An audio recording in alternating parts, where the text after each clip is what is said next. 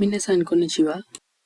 Japanese லாங்குவேஜில் N4ல் வரக்கூடிய grammar பேட்டர்ன்களை கொஞ்சம் எக்ஸ்ப்ளனேஷன் பண்ண சொல்லி கிளாஸ்லேயும் ஸ்டூடெண்ட் கேட்டிருந்தாங்க. அதே போல் மிச்சம் பேர் இண்டிவிஜுவலாகவும் மெசேஜ் போட்டிருந்தீங்க. அவங்களுக்காக தான் இந்த செஷன். JLPT N4 எக்ஸாம் செய்யக்கூடிய ஸ்டூடெண்ட்ஸ்களாக இருந்தாலும், அதே போல் NAT நெட் எக்ஸாம் நெட்டில் N4 செய்யக்கூடிய ஸ்டூடெண்ட்ஸ்களாக இருந்தாலும் அவங்களுக்கு இந்த செஷன் மிகவும் நல்ல யூஸ்ஃபுல்லாக இருக்கும். செஷனுக்கு போகிறதுக்கு முன்னால் சின்ன ஒரு இன்ட்ரடியூஸ் ஒன்று தாரேன். என்னென்னா, செஷனுக்கு போகிறதுக்கு முன்னால் N4 எப்படி என்றதை கொஞ்சம் புரிஞ்சு வச்சுக்கணும். அப்போ தான் பின்னால் வரக்கூடிய செஷன்களை லேசான முறையில் புரிஞ்சு கொள்ள இயலுமாக இருக்கும். அந்த வகையில் என்னென்னா, நம்ம எல்லாரும் N5 பார்த்துட்டு எக்ஸாம் சிட் பண்ணிட்டு தான் நாங்கள் N4க்கு இப்போ ரெடியாகிட்டு இருக்கிறோம். N4ன்னு சொல்கிறது N5 போல் இல்லை, கொஞ்சம் டிஃப்ரெண்ட். ஏண்டா நாங்கள் N5ல் மிச்சம் 26 லெசன் மட்டும் பார்த்திக்கோம். அந்த 26வது லெசன்லேருந்து தான் இந்த N4 லெசன்ஸ் எல்லாம் ஸ்டார்ட் ஆகுது. அதே போல் N5ல் நாங்கள் பார்த்த அதிகமான லெசனில் வரக்கூடிய கிராமர் பேட்டர்ன் எல்லாம் எழுதுறதுக்கு எழுத்து வழக்குக்கு தான் ஏதுவான கிராமர் பேட்டர்னாக காணப்படுது. அப்படின்னா நாங்கள் ஒரு சின்ன நார்மலான வசனங்கள் உருவாக்குறதுக்கு, நார்மலாக சின்ன சின்ன வேர்டுகள் வச்சு வாக்கியங்கள் உருவாக்கி பேசுகிறதுக்கு கூடுதலாக மோஸ்ட்லி எழுத்து வழக்குக்கு ரிலேட்டடான கிராமர் பேட்டர்ன் தான் N5ல் காணப்பட்டுருச்சு.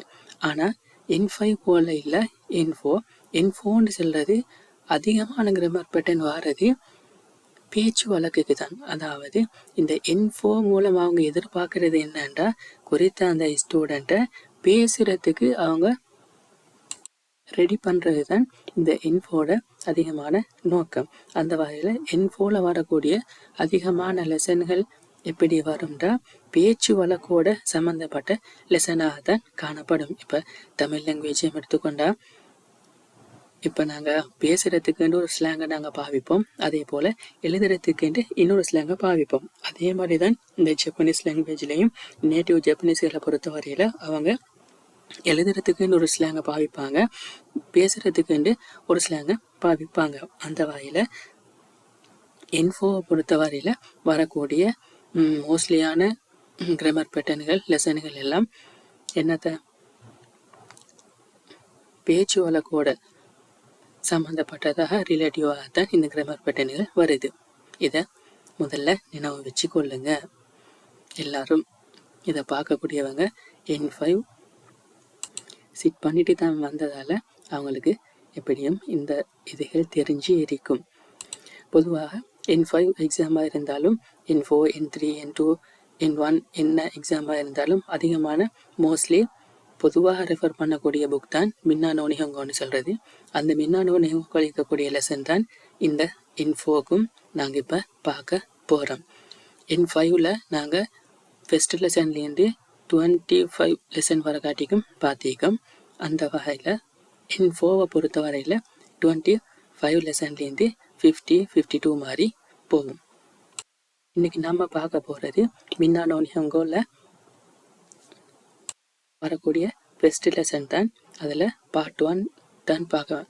ஃபஸ்ட் லெசனில் பார்ட் 1, பார்ட் 2, பார்ட் 3 அந்த ஒரு பகுதியை அந்த ஒரு பாட்டை சின்ன சின்ன பகுதிகளாக பிரித்து தான் ஃபுல் பாட்டாக போட்டிக்கிறாங்க. நாங்கள் ஒவ்வொரு பாட்டாக பார்ப்போம். இன்னைக்கு நம்ம பார்க்க போகிறது 26வது லெசன் டை நிஜு ரொக்கா. அந்த வகையில் இந்த லெசனில் நாங்கள் என்ன கிராமர் பேட்டர்ன் பார்க்க போகிறோம்னா அதுதான் என்னன்னா இன்டெஸ் என்ற அமைப்பு தான் நாங்கள் இன்னைக்கு கிராமர் பேட்டர்னில் பார்க்க போகிறோம். முதல்ல இந்த இன்டெஸ்ஸுண்டா என்ன, அதுக்கு பின்னால் இன்டெஸ் எவ்வாறான சந்தர்ப்பங்களில் பயன்படுத்துறது, அடுத்ததாக இன்டெஸ்ஸை எப்படி சந்தர்ப்பங்களில் எங்களுக்கு பயன்படுத்தலாம் என்ற அமைப்பை நாங்கள் ஒவ்வொரு ஸ்டெப் பை ஸ்டெப்பாக பார்ப்போம். அந்த வகையில் இண்டஸை பொறுத்த வரையில் எப்படின்னா இண்டஸ் என்ற இந்த கிராமர் பட்டனை நாங்கள் எப்போதும் பயன்படுத்துறது பேச்சு வழக்கில் மட்டும்தான் நாங்கள் இந்த இண்டஸ் என்ற இந்த கிராமர் பட்டனை பயன்படுத்துவோம். ஒரு நாளும் நாங்கள் எழுதும் போது இந்த இண்டஸை பயன்படுத்தி நாங்கள் ஒரு நாளும் எழுத மாட்டோம். பேப்பர்லேயோ எதுலையோ இருந்தாலும் இண்டஸை பயன்படுத்தி இந்த கிராமர் பட்டனை பயன்படுத்தி நாங்கள் எழுத மாட்டோம். இதே மீனிங்கில் நாங்கள் எழுத வேணும்னா இந்த இண்டஸில் கொஞ்சம் சேஞ்சை பண்ணி தான் நாங்கள் எழுத வேண்டுமே தவிர இண்டஸ் போட்டு எங்களுக்கு எழுத முடியாது. முதல்ல என்ன நாங்கள் நினைவு வச்சுக்கொள்ளணும், இந்த இண்டஸை நாங்கள் எப்போதும் பேச்சு வழக்கில் மட்டும்தான், ஸ்போக்கன்ல மட்டும்தான் நாங்கள் யூஸ் பண்ணுவோம். பொதுவாக இந்த இண்டஸை நாங்கள் எப்படி யூஸ் பண்ணுறோம்னா, அதாவது இங்கே ஸ்லைடில் தந்திக்கிற மாதிரி ஏதாவது ஒரு விடயத்துக்கான காரணத்தை ஒருவரிடம் கேட்டல், அதே போல ஒரு காரணத்தை நாங்கள் கூறுறதுக்கும் அதற்கு விளக்கம் அளிக்கிறதுக்கு நாங்கள் இந்த இண்டஸை நாங்கள் யூஸ் பண்ணுவோம். இப்படி சொன்னதுக்கு எப்படியும் நிறைய மிச்சம் பேருக்கு எப்படியும் புரியாது. ஒரு உதாரணத்தோட பின்னால் சொல்லும் போது நல்லா விளங்கும்னு நினைக்கிறேன். இப்போ எக்ஸாம்பிளுக்கு இந்த உதாரணத்தை பாருங்க. யூஸ்வலாக நானும் என் ஃப்ரெண்டும் எப்போதும் சண்டேல பார்ட்டிக்கு போவோம். பார்ட்டிக்கு போகிற யூஸ்வலி எனக்கும் என் ஃப்ரெண்டுக்கும். இப்போ நம்ம அதை யூஸ்வலாக செய்கிறதால இப்போ நானும் ஃப்ரெண்டும் பார்ட்டிக்கு போனோம்னா என் ஃப்ரெண்ட் வளமையாக பார்ட்டியில் இப்படித்தான் பிஹேவ் பண்ணுவாருன்னு எனக்கு நல்லா தெரியும். என்னடா நாங்கள் யூஸ்வலாக பார்ட்டிக்கு போகிறது. இப்படி இருக்கும்போது நானும் ஃப்ரெண்டும் இப்போ ஒரு பார்ட்டிக்கு போகிறோம். பார்ட்டிக்கு போன டைமில் நான் ஃப்ரெண்டை பார்க்குறேன். ஃப்ரெண்டை பார்க்குறப்போ ஃப்ரெண்ட் வளமையாக பிஹேவ் பண்ணுறத போல இல்லாமல் இன்னைக்கு கொஞ்சம் டிஃபரெண்டாக பிஹேவ் பண்ணுறாரு அப்படின்னு எனக்கு தோணுது. என்னன்னா நானும் ஃப்ரெண்டும் வளமையாக போகிறதால எனக்கு தெரியும் அப்படின்னு வச்சுக்கொள்ளுங்க. அப்படி இருக்கிற டைம் இப்போ என் மனசுக்கு தோணும், என் ஃப்ரெண்ட் இன்னைக்கு இப்படி பிஹேவ் பண்ணுறாரு, வளமையாக இப்படி பிஹேவ் பண்ண மாட்டாரு, இன்னைக்கு மட்டுமே இப்படி பிஹேவ் பண்ணுறாருன்னு எனக்கு தோணும். இப்போ நான் ஃப்ரெண்டு கிட்ட போயிட்டு கேட்குறேன், நீ வளமையா இப்படி பிஹேவ் பண்ண மாட்டேன், இன்னைக்கே இப்படி பிஹேவ் பண்ணுறான்ட்டு நாங்கள் அந்த காரணத்தை அவன்கிட்ட கேட்குறோம். இப்படி நீங்கள் இன்னைக்கு பிஹேவ் பண்ணுறீங்க அந்த ரீசனை கேட்குறோம். இப்படியான ரீசனை கேட்குறதுக்கும் இப்போ நம்ம ரீசனை கேட்டால் ஃப்ரெண்ட் இப்போ நம்ம கிட்ட சொல்கிறாரு, இந்த ரீசனால தான் நான் இன்னைக்கு இப்படி பிஹேவ் பண்ணினேன்னு ஒரு ரீசனை நமக்கு சொல்றாரு. அதற்காகத்தான் ஒரு ரீசனை நம்ம கேட்கறதுக்கும் நம்ம கிட்ட யாராவது ரீசனை கேட்டா நம்ம அந்த சொல்யூஷனடா அதே ரீசனை நாங்க சொல்றதுக்கும் அந்த ரீசனை எக்ஸ்பிளைன் பண்றதுக்கு தான் இந்த இண்டஸ் என்ற கிராமர் பேட்டர்னை யூஸ் பண்றது. ஷோர்ட்டாக சொல்றேன்டா, பொதுவாக ஒரு ரீசனை கேட்கறதுக்கும் ரீசன் சொல்றதுக்கும் அதே ரீசனை எக்ஸ்பிளைன் பண்றதுக்கும் தான் இந்த இண்டஸ் என்ற அமைப்பை நாங்கள் பேச்சு வழக்கில் பயன்படுத்துவோம். ரீசனுக்காகத்தான் இண்டஸ் பயன்படுத்துவோம்ன்றதை நினைவுல வச்சுட்டா லேசாக இருக்கும். ரீசன் கேட்கறதுக்கு ரீசன் சொல்றதுக்கு அதே ரீசனை எக்ஸ்பிளைன் பண்றதுக்கு இண்டஸ் என்றதை நாங்கள் பயன்படுத்துவோம். இப்போ இண்டஸ் என்றால் என்னன்னு தெரியும். இண்டஸுக்கு கொமனா எப்படியான மீனிங் கொடுப்பாங்கன்னு பார்த்துட்டோம். இப்போ யோசிப்பீங்க, இண்டஸை நாங்கள் எப்படி யூஸ் பண்ணுறது? இண்டஸை அந்த பதில தான் அதைத்தான் நாங்கள் அடுத்த ஸ்டெப்பில் பார்க்க போகிறோம். அந்த வகையில் இண்டஸை நாங்கள் எப்படி யூஸ் பண்ணணும்டா, இண்டஸை யூஸ் பண்ணுறதுக்கு ஒரு பேட்டர்ன் ஒன்று இயக்கி, அதுதான் இண்டஸை நாங்கள் ஒரு வாக்கியத்தில் ஒரு சென்டென்ஸில் நாங்கள் போட்டு கொண்டு வர வேணும்டா நம்ம எப்போதும் ஃபுட்சூகே ப்ளஸ் இண்டஸ் தான் எந்த அமைப்பில் தான் நாங்கள் கொண்டு வர வேண்டும். இதை பார்க்கும்போது சிலவங்க யோசிப்பீங்க, ஃபுட்சூகைன்னா என்ன? அதிகமானவங்க N5 செஞ்சுட்டு வந்து N5ல சிட் பண்ணி வந்ததால் இது ஃபுட்ஸு கைண்ட என்னென்று புரியும். சிலவங்க ஃபஸ்ட் முறை இதை பார்க்குறாண்டா கொஞ்சம் கன்ஃபியூஷனாக இருக்கும். இருந்தாலும் இதை டீப்லி எக்ஸ்பிளைன் பண்ணுறதுக்கான டைம் இல்லை. நான் நார்மலாக இந்த ஃபுட்ஸு கைண்டா என்ன அப்படின்றத எக்ஸ்பிளைன் பண்ணி விட்டுறேன். ஃபுட்ஸு கைண்டு சொல்கிறது பொதுவாக பேச்சு வழக்குக்கு தான் நாங்கள் ஃபுட்ஸு கைண்டு செல்லுவோம்.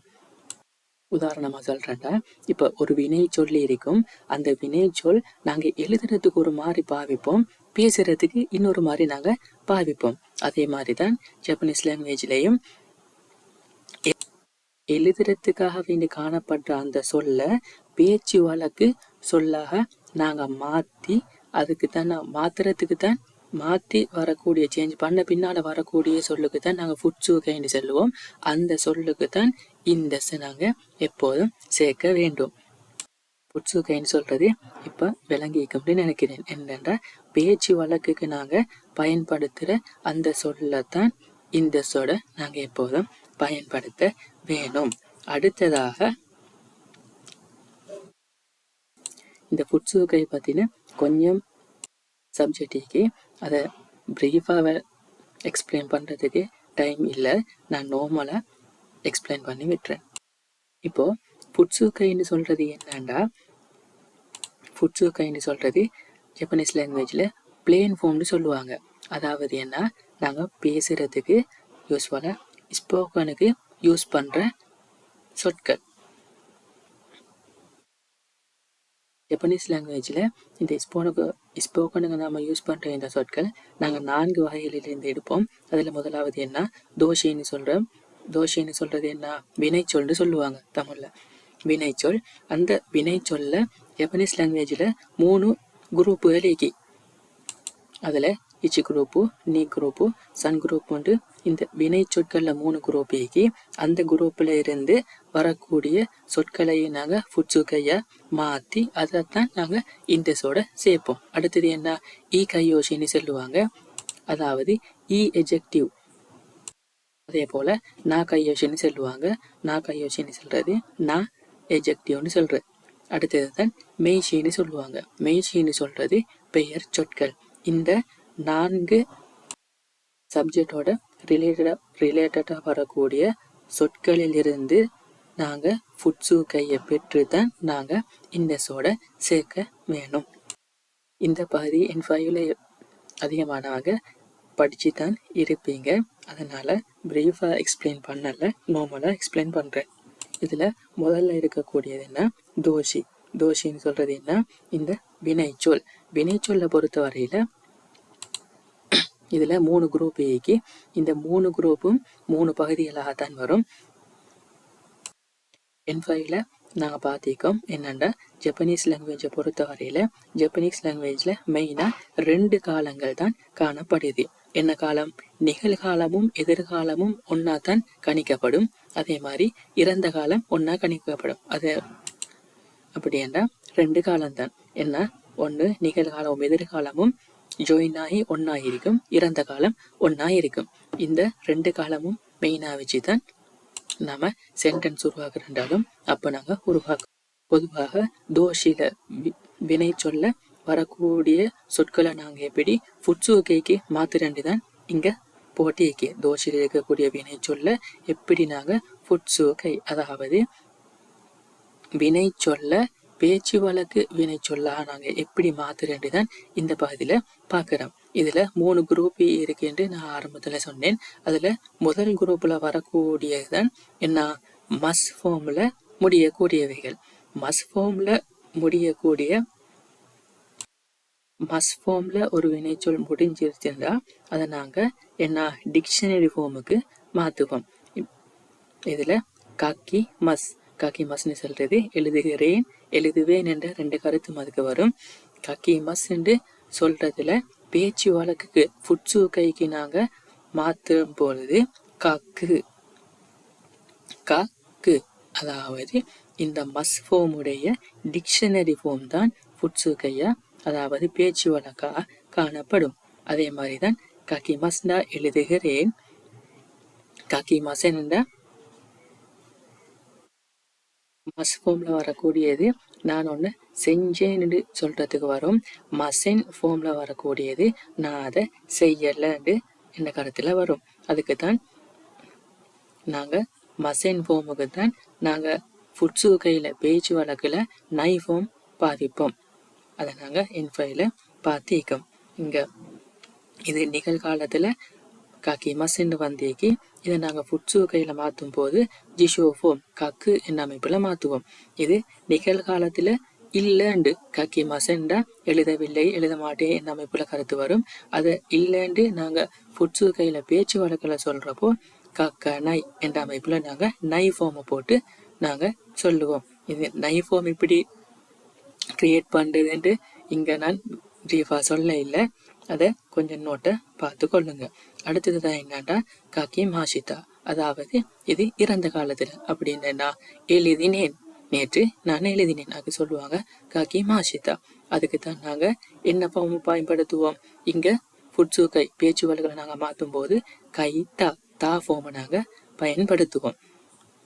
அதே மாதிரி தான் இறந்த காலத்தில் நான் அதை செய்யலை, நான் ஒன்றும் செய்யலைன்னு சொல்கிறதுக்கு தான் காக்கி மசென் தேசிதாவை நாங்கள் என்ன மசென் தேசிதாவை நாங்கள் யூஸ் பண்ணுவோம். அதே மாதிரி தான் இந்த மசென் தேசிதா வரக்கூடிய இறந்த காலத்தில் நான் ஒன்றும் செய்யலை என்னதை நாங்கள் ஃபுட்ஸு கையாக என்னது பேச்சு வழக்கில் நாங்கள் மாற்றும் போது தான் என்ன நக்கத்தா ஃபார்முக்கு நாங்கள் மாற்றுவோம். அண்டர்ஸ்டாண்டிங் பண்ணியிருப்பீங்கன்னு நினைக்கிறேன். சுருக்கமாக சொல்கிறேன்டா, இந்த தோஷையில் ஃபர்ஸ்ட் குரூப்பில் வரக்கூடிய சொற்களை மஸ் ஃபார்மில் வரக்கூடியதை நாங்கள் ஜிஷோ ஃபார்முக்கு மாற்றுவோம். அதே மாதிரி மசென் ஃபார்மில் வரக்கூடியதை இல்லைண்டு நிகழ்காலம் என்று எதிர்காலத்தில் நாங்கள் இல்லைண்டு செய்யலைண்டு சொல்கிற விடியத்தை நாங்கள் நை ஃபார்முக்கு மாற்றுவோம். அதே போல தான் இறந்த காலத்தில் நான் ஒன்றை செஞ்சேன் மாஷிதால வரக்கூடிய சொல்ல நாங்கள் தா ஃபார்முக்கு மாற்றுவோம். மசென் தேசிதா இறந்த காலத்தில் நான் அந்த விடயத்தை நான் செய்யலைன்னு சொல்கிறத நாங்கள் என்ன நக்கத்தா ஃபார்முக்கு நாங்கள் மாற்றுவோம். இதுதான் ஃபர்ஸ்ட் குரூப். அடுத்தது என்ன, அடுத்தது தான் வரக்கூடியது என்ன செகண்ட் குரூப். செகண்ட் குரூப்பில் பொதுவாக நாங்கள் ஃபர்ஸ்ட் குரூப்பில் தோஷியை ஃபுட்ஸு கையை மாற்றுறதுக்கு நாங்கள் என்ன ரூல் பார்த்தோமோ அதே ரூல் தான் இங்கே செகண்ட் குரூப்புக்கும் அப்ளை ஆகும். இங்கே மிமசிண்டா என்ன பார்க்கிறேன், அதை நாங்கள் ஃபுட்ஸு கை நாங்கள் பேச்சு வழக்கு சொல்லாக மாற்றும் போது மீறு, அதாவது என்ன ஜிஷோ ஃபார்ம், அதாவது டிக்ஷனரி ஃபார்ம்னு சொல்லுவாங்க. மீறு என்ன அமைப்பில் நாங்கள் சேஞ்ச் பண்ணுவோம். இப்போ அதே மாதிரி தான் அதே போல தான் மீமசென் அப்படின்னா நிகழ்காலத்தில் நாங்கள் பார்க்கவில்லை என்ற அமைப்பில் நாங்கள் சொல்கிறதுக்கு மசென் ஃபார்ம் யூஸ் பண்ணுவோம். அதற்கு நாங்கள் ஃபுட்ஸு கையா பேச்சு வழக்காக நாங்கள் மாற்றுற டைமுக்கு அதுக்கு நாங்கள் நை ஃபார்மை யூஸ் பண்ணுவோம். அதே மாதிரி தான் மாஷிதா ஃபார்ம் வந்துச்சுண்டா என்ன அதை தா ஃபார்மாக மாற்றுவோம். மசென் தேசிதா ஃபார்ம் வந்துச்சுண்டா அதை நாங்கள் என்ன மேலுக்கு ஃபர்ஸ்ட் குரூப்புக்கு நாங்கள் பார்த்த மாதிரி இங்கே செகண்ட் குரூப்புக்கும் நக்கத்தா ஃபார்முக்கு நாங்கள் மாற்றுவோம். அதே மாதிரி தான் என்ன மூணாவது குரூப் சன் குரூப்னு சொல்லுவாங்க. அதுக்கு 2 சொற்கள் வரும், சுருவும் வரும் குருவும் வரும். சுரு இங்கே நான் குருவை நான் தந்தில்லை, சுருவை தான் நான் எழுதியிருக்கேன். ஷிமசிட ஜிஷோ ஃபார்ம், அதாவது ஃபுட்ஸு கையா நாங்கள் மாற்றும் போது இந்த அமைப்பில் வரக்கூடியது தான் இங்கே சுருன்னு வந்தேக்கி, ஷினைன்னு வந்தேக்கி, ஷித்தாண்டு வந்தேக்கி, ஷினக்கத்தாண்டு வந்தேக்கி. நாங்கள் இந்த ஸ்டெப்பில் வரக்கூடிய சொற்களை தான் நாங்கள் இந்த சோட சேர்க்க வேணும். ஷிமசின்னு வந்துச்சுன்னா ஃபுட்ஸு கையா மாற்றும் போது நாங்கள் டிக்ஷனரி ஃபார்மை தான் அதுக்கு எட் பண்ண வேணும். அப்படின்னா சுரு என்ற சொல்ல தான் நாங்கள் எட் பண்ண வேண்டும். மசென் வந்துச்சுன்னா இங்கே ஷினா இண்டு வரும். அதே மாதிரி ஷிமா ஷிதான்னு வந்துச்சுன்னா ஷித்தா தா ஃபார்ம் இங்கே வரும். அதே மாதிரி தான் ஷிமசென் தேசிதான்னு வந்துச்சுன்னா ஷின கத்தா நகத்தா ஃபார்ம் இங்கே வரும். தோஷில அதாவது வினை சொல்ல வரக்கூடிய 3 குரூப்புக்கும் வரக்கூடிய அந்த சொற்களை நாங்கள் எப்படி ஃபுட்ஸு கை அதாவது பேச்சு வழக்குக்கு நாங்கள் எப்படி சேஞ்ச் பண்ணுறது என்ற அமைப்பு நாங்கள் இதில் பார்த்தோம். செகண்ட் அதான் நாங்கள் பார்க்க போகிறது என்னென்னா என்னது நாங்கள் ஆரம்பத்தில் பார்த்த மாதிரி இ கை யோஷி, அதாவது ஜப்பனீஸ் லாங்குவேஜில் காணப்படுது. இ எஜெக்டிவ்னு சொல்லுவாங்க, அதே மாதிரி நான் எஜெக்டிவ்னு சொல்லுவாங்க. அது உதாரணமாக சொல்ல போனால், அதாவது ஒரு எஜெக்டிவ் வரும், அந்த எஜெக்டிவ் இ சவுண்டில் வந்து இ எழுத்தில் வந்து முடியும். அப்படி ஃபினிஷ்ட் ஆகிற சொற்களுக்கு தான் ஜப்பனீஸ் லாங்குவேஜில் இ கையோஷின்னு சொல்லுவாங்க, அதாவது இ எஜெக்டிவ். நாங்கள் இன்ஃபோவில் இதெல்லாம் நாங்கள் ப்ரீஃபாக பார்த்திருப்போம். இப்போ இ எஜெக்டிவ்ல வரக்கூடிய சொற்களை நாம் எப்படி ஃபுட்சுகை பேச்சு வழக்குக்கு நாங்கள் மாற்றுவோம்டா, இதுவும் நாங்கள் இன்ஃபோவில் பார்த்தது போலவே தான். இங்கே எக்ஸாம்பிளுக்கு நான் சமுயிடெஸ்ன்னு வாரது, நாங்கள் ஃபுட்சுகைக்கு வரும்போது டெஸ், இந்த டெஸ் வராது, ஆனால் சமுய் என்ற அமைப்புல சமுய் மட்டும்தான் வரும். டெஸ் இதுல வரக்கூடிய எந்த ஒரு காலத்துக்கும் டெஸ் வராம வந்துச்சுன்னா அதுதான் ஃபுட்சுகை அமைப்புன்னு சொல்லுவாங்க. இங்க சமுய் டெஸ் என்று வந்தேகி சமுய் டெஸ்ன்னு சொல்றது குளிர் அப்படின்னா, இப்போ குளிராயிக்குதுன்னா நாங்கள் சமுயிடஸ்ன்னு சொல்லுவோம். இதே நாங்கள் ஃபுட்சுகைன்னு சொல்லும் போது சமுயின்னு மட்டும்தான் சொல்லுவோம், டெஸ்ஸை நாங்கள் யூஸ் பண்ண மாட்டோம். அப்போ குளிராக இருக்கல, குளிர் இல்லைன்ட்டு நாங்கள் கேஷுவலாக பேசுவோம் தானே, இப்போ குளிர் இல்லை அப்படின்னு சொல்றதுக்கு தான் நாங்கள் ஈ கையோஷியை பொறுத்தவரையில் குணை ஃபோம் பாவிப்போம். அப்போ நான் சமு குணாய் டெஸ், இங்கே அது ஃபுட்சுகையாக மாறும்போது எப்படி இந்த டெஸ் வராது, சமு குணாய் மட்டும்தான் வரும். அதே மாதிரி இறந்த காலத்தில் நாங்கள் சொல்லும்போது அண்ணு கூலாக இருந்துச்சுன்னு நாங்கள் சொல்கிறோமே, நேற்று மழை பெஞ்சதால நல்லா கூலாக இருந்துச்சு அப்படின்னு சொல்கிற டைமுக்கு நாங்கள் என்ன இங்கே கத்தாவும் யூஸ் பண்ணுவோம். அப்போ சமு கத்தா டெஸ், இங்கே ஃபுட்சுகையாக மாறும்போது இந்த டெஸ் வராது, சமு கத்தா மட்டும்தான் வரும். அதே மாதிரி நாங்கள் நேற்று கூலாக இருக்கல, இப்போ 2 பேர் பேசிட்டு இருக்கிறோம், அவர் சொல்கிறாரு இன்னைக்கு இங்கே மழை பெஞ்சிச்சு அதனால இங்கே கூலாக இருக்குதுன்னு சொல்கிறாரு. இப்போ நாங்கள் சொல்கிறேன் நேற்று எங்களுக்கு மழை பெய்யலை அதனால எங்களுக்கு கூல் இல்லைன்னு, நேற்று நடந்த ஒரு விடயத்தை இல்லைன்னு சொல்கிறத இங்கே இ எஜெக்டிவ்ல வந்துச்சுன்னா நாங்கள் குணக்கத்தா ஃபோம் பாவிப்போம். அப்போ என்ன இங்கே சொல்லும்போது சமுக்கு நகத்தாதெஸ் கூலாக இருக்கல்னு சொல்றது. இதை நாங்கள் ஃபுட்சுகையாக, அதாவது பேச்சு வழக்காக நாங்கள் மாற்றும் போது இந்த டெஸ் வராது, சமு குணக்கத்தா மட்டும்தான் வரும். அதே போல் அடுத்தது நான் எஜெக்டிவ் நான் கையோஷின்னு சொல்லுவாங்க. அதுக்கும் அடுத்ததாக நான் கையோஷியை பொறுத்த வரையில் நாகாயோஷின்றா என்ன, நாகாயோஷி எப்படி வரும் என்றதெல்லாம் இன்ஃபைவில் பார்த்திருப்பீங்க. நாகாயோஷின்னு சொல்கிறது வரக்கூடிய எஜெக்டிவ்ல கடைசியில் நான் எழுத்து வந்துச்சுன்னா அதுதான் நாகாயோஷின்னு சொல்லுவாங்க.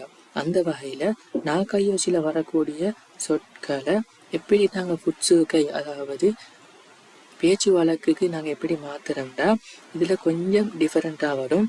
ஏன்டா நாங்கள் ஈ கையோஷியில் பார்த்தோம், இப்போ சமுய் டெஸ்ன்னு சொன்னது நாங்கள் ஃபுட்சுகையாக மாற்றும் போது டெஸ்ஸை விட்டுட்டு சமுய் மட்டும்தான் நாங்கள் எழுதுவோம்.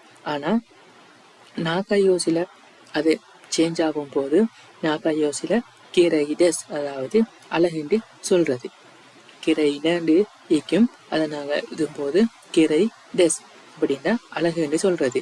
இப்போ இதை நாங்கள் ஃபுட்சுகையாக, அதாவது எழுத்து வழக்கா, இந்த எழுத்து வழக்கிலிருந்து பேச்சு வழக்காக நாங்கள் மாற்றும் போது இங்கே டெஸ்ஸுக்கு பதிலாக என்ன வரும், இந்த தா என்ற இந்த எழுத்து வரும். டெஸ்ஸுக்கு பதிலாக இப்படி வரும், தா என்ற எழுத்து வரும், கிரை டெஸ். இதை நாங்கள் ஃபுட்சுகையாக மாற்றும் போது கிரை தா அப்படின்னா அழகுன்னு சொல்றது. இதை நாங்கள் பேச்சு வழக்கில் கிரை தா என்ற அமைப்பில் சொல்லுவோம்.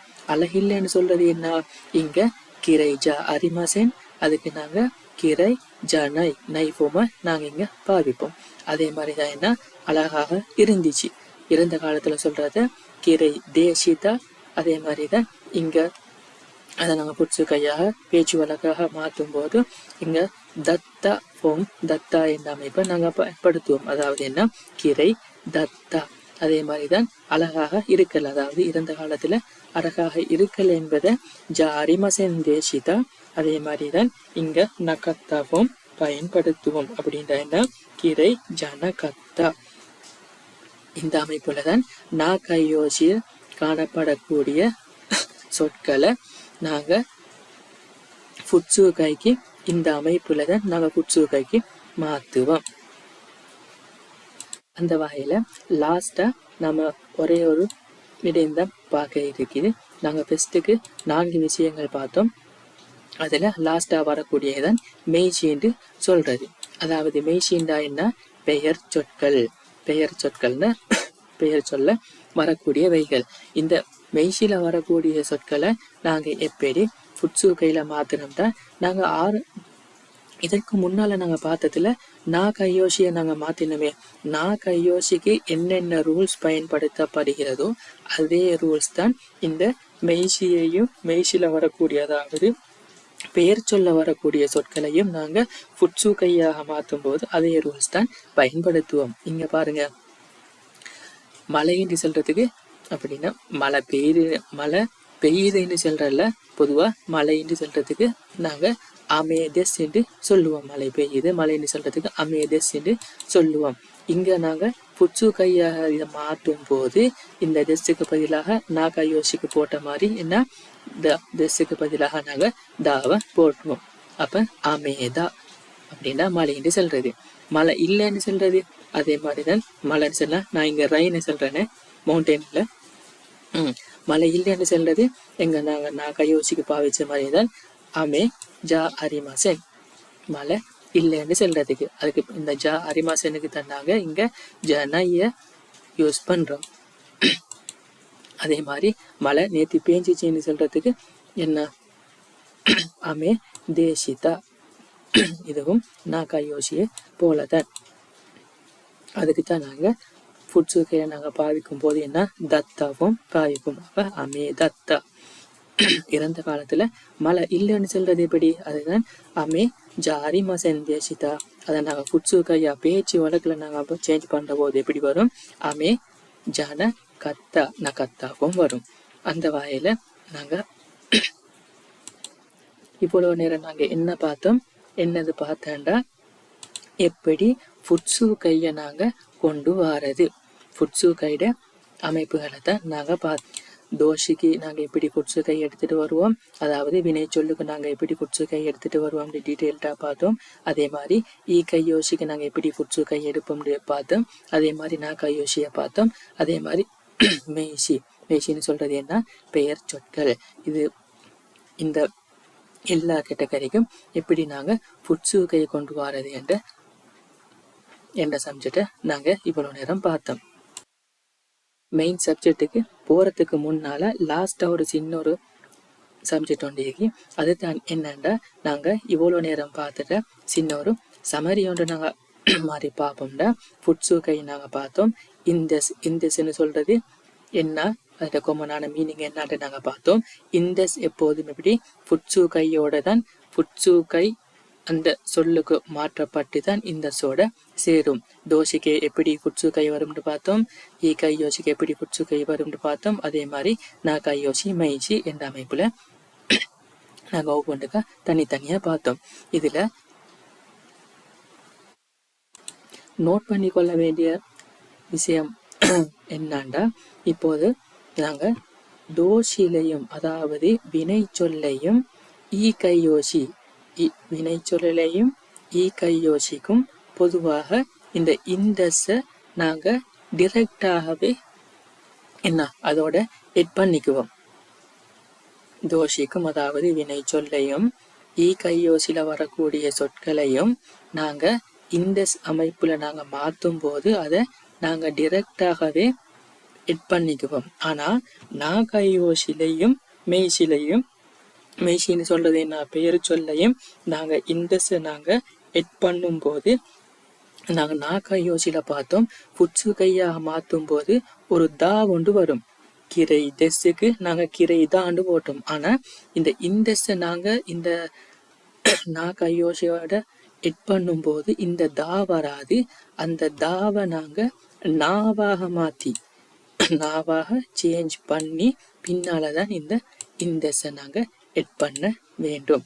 இந்த நாகையோசிக்கும் மெய்ஷிக்கும் வரக்கூடிய தாவை நாங்கள் புட்சு கையாக மாற்றும் போது வரக்கூடிய தாவை நாங்கள் கட் பண்ணிட்டு அதுக்கு நாங்கள் நாவை எட் பண்ணி அந்த நாவோட தான் நாங்கள் இந்த இண்டெஸ்ஸை இந்த இண்டெஸ்ஸோட ஜாயின் பண்ணி அந்த வசனத்தை நாங்கள் கிரியேட் பண்ண வேணும். அந்த வகையில் இந்த செஷனில் இண்டெஸ்ஸுன்ற நாங்கள் என்னன்னு பார்த்தோம். இண்டெஸ்ஸுன்ற அதோட காமன் மீனிங் என்னன்னு பார்த்தோம். இண்டெஸ் என்ன வகையான சொற்களோட எப்படி வரும் என்ற அமைப்பை நாங்கள் இந்த செஷனில் பார்த்தோம். அடுத்து வரக்கூடிய செஷனில் இண்டெஸ் எப்படியான வாக்கிய அமைப்புகளில் நாங்கள் பயன்படுத்துவோம், அதுதான் முக்கியமானது. இது இண்டெஸ் அமைப்பை நாங்கள் பயன்படுத்துகிறேன்டா இந்த தியரியை நாங்கள் முதலாவது தெரிஞ்சு இருக்கணும் என்றதுனால தான் இதை முதல்ல நான் எக்ஸ்பிளைன் பண்ணேன். அடுத்து வரக்கூடிய செஷன்களில் இண்டெஸ் எவ்வாறான என்ன வகையான டைப் வாக்கிய அமைப்புகளை நாங்கள் பயன்படுத்துவோம் என்பதை பற்றி நாங்கள் ஒவ்வொரு பாதியாக தெளிவாக டீட்டெயில்டாக நாங்கள் பார்ப்போம். சயனரா ஜாமதா.